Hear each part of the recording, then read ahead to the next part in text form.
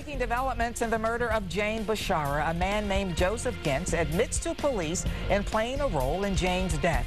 New at 6, we're hearing from the two women who knew Gentz and were very afraid of him.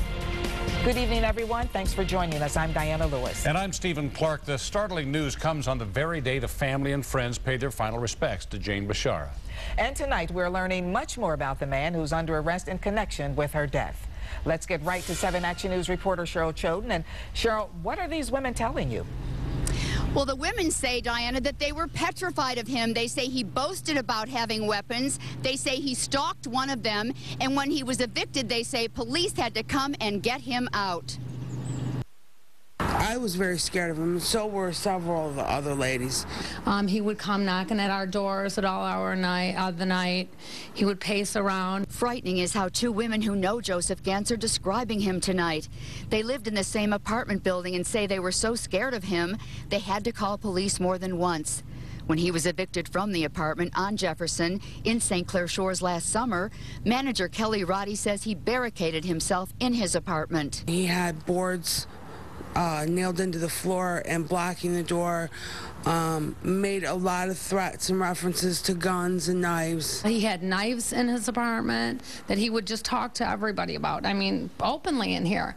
And guns, and when we had to call the police on numerous occasions, we told them. When we told them he's been arrested in connection with the murder of Jane Bashara, they were not one bit surprised. Do you think he'd be capable of killing someone?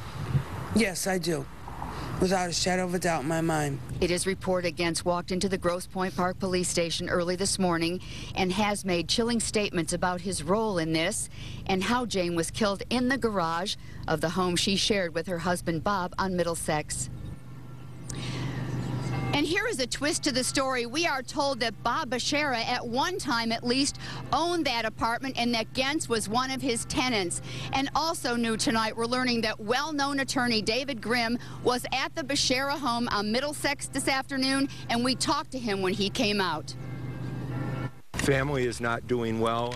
I met with both of the children, spent some amount of time with them.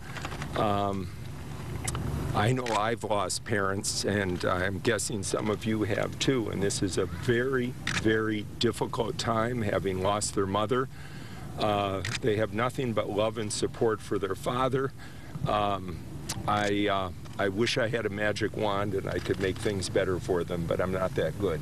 What is Mr. Did they call you and ask you to come over, or did you come on your own? I was called.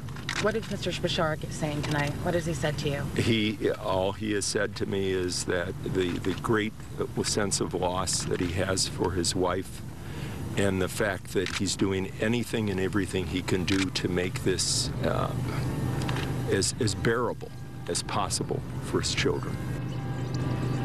Now, again, you can see this story continues to develop. It is changing by the moment, but right now the suspect, Gentz, he is in the police department here in Grosse Pointe Park right now after turning himself or walking in early this morning. In Grosse Pointe Park, I'm Cheryl Choden, 7 Action News. So, Cheryl, it seems right now that a lot hinges on police just making a connection. Did Bob Bashara really know this Joe Gentz? So will that story hold up?